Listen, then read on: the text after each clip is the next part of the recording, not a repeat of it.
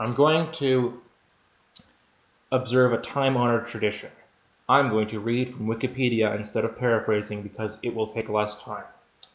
Chronological snobbery, a term coined by friends C.S. Lewis and Owen Barfield, is a logical argument, and usually when thus termed considered an outright fallacy, describing the erroneous argument that the thinking, art, or science of an earlier time is inherently inferior when compared to that of the present. As Barfield explains it, it is the belief that, quote, intellectually, humanity languished for countless centuries in the most childish errors on all sorts of crucial subjects, until it was redeemed by some simple scientific dictum of the last century, end quote.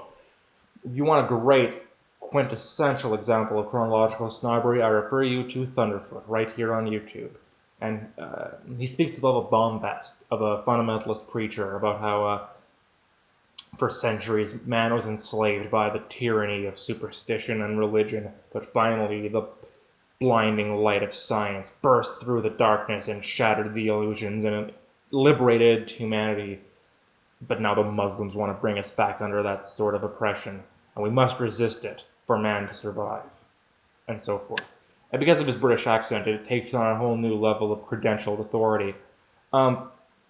That said, I see a lot of Catholics and historically minded types in general who really have an inverse chronological snobbery where everything that is modern is sort of ipso facto inferior to what was in the past. You see this, and I mean, the most exaggerated form of this is sedevacantism. And a lot of sedevacantists, not all of them, but a lot of them are former Calvinists. And you have to understand, listen to the White Horse Inn for a little while if you want to kind of get a sense of what I'm talking about. And I speak as a former Calvinist myself. They're really characterized by a sort of nostalgia for the golden age of the Reformation, when Luther and Calvin were writing, and then you had preachers like Spurgeon who were all very expository, and it was all deeper and more logical and complex and God-honoring than the modern sort of soupy focus group type evangelicalism. And since most Calvinists that I know, anyways, were raised evangelical, that's sort of where that resentment comes from. And then these Calvinists will read St. Francis de Sales, who was writing to Calvinists in Geneva, where he was the bishop after he got kicked out by the Ayatollah, John Calvin. So they become Catholics, and then that same kind of nostalgia for the past transfers over. No longer is it about Luther and Calvin, but now it's about the Tridentine Rite and the Holy Roman Empire and things like this. Now, I just smoked a pipe. And trust me, I have some nostalgia for the past myself. And I have talked about this in other videos, how I think we should go back to gardening and not having lawns. And I'm going to have other videos criticizing things like the mechanical Jacobin, the automobile. And I've also talked, about a variety of things. I think the medievals had it better than us philosophically, or a lot more robust. And I think that the ideal of chivalry, which now, just means like holding the door open for a girl, and the real idea of a king, the real symbolism behind monarchy, all that is great. And I love it, and I'm guilty of this myself. But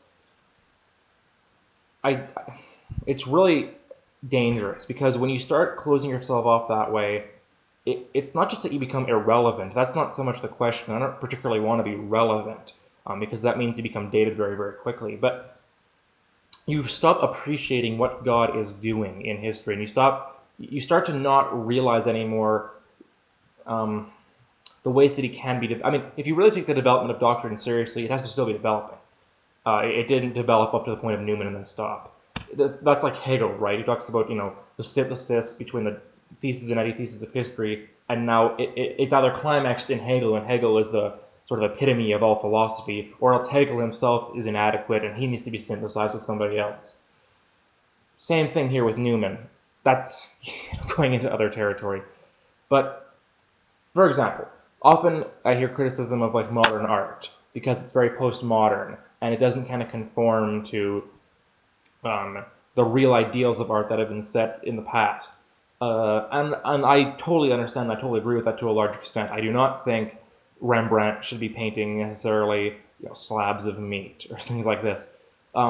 There's a lot you could say about art.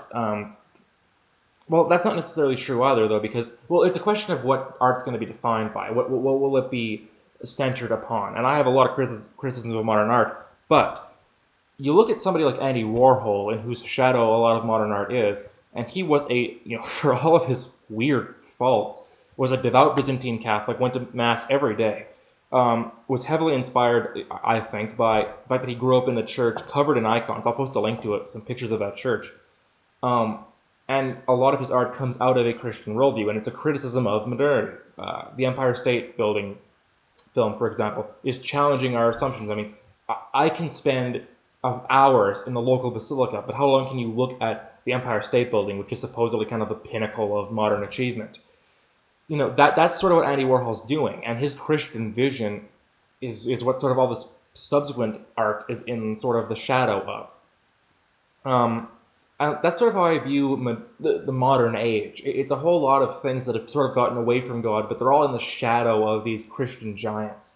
I really think if we went back, to the pre-canonization age, we'd have a lot of de facto saints. I think C.S. Lewis would probably be a de facto. This is before, they started canonizing saints, going through the process, and saints were just sort of people that Christians would, how would you put it, just kind of start devotions to.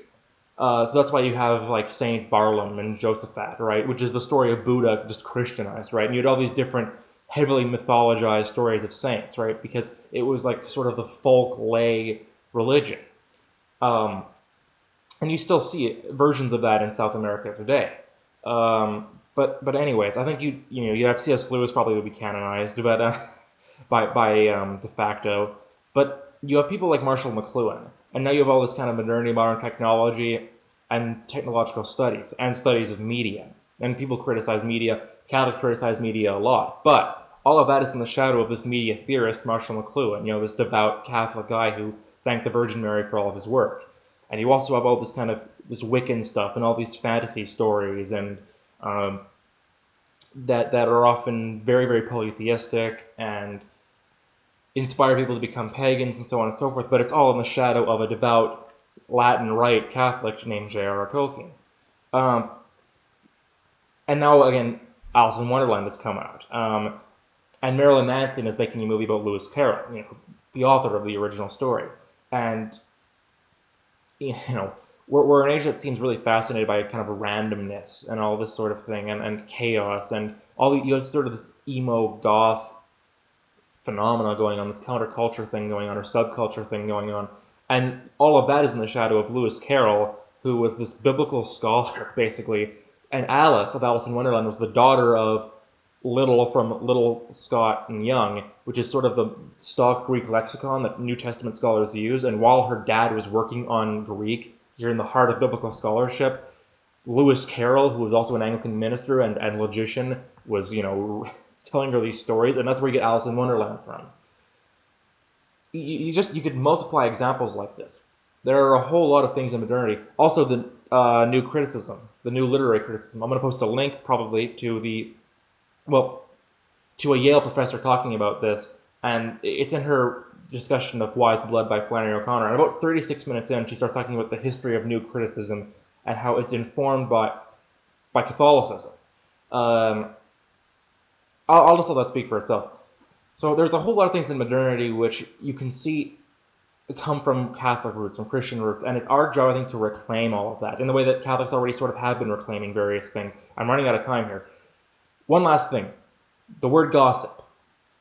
The root for that is godsip, because when there'd be christenings, all of the god siblings would get together and they would chatter. Religious ceremonies have not always been treated with the respect that they deserve. That's not a modern thing. That isn't something that came along with the Novus Ordo. There's always been people chattering during church services and not taking the church services and the Mass the way it should be taken. That's not new. As long as people have been following, they've always been this way. So don't get the idea that at one point in history stuff was great and now it suddenly sucks. It's a lot more complicated. Take care.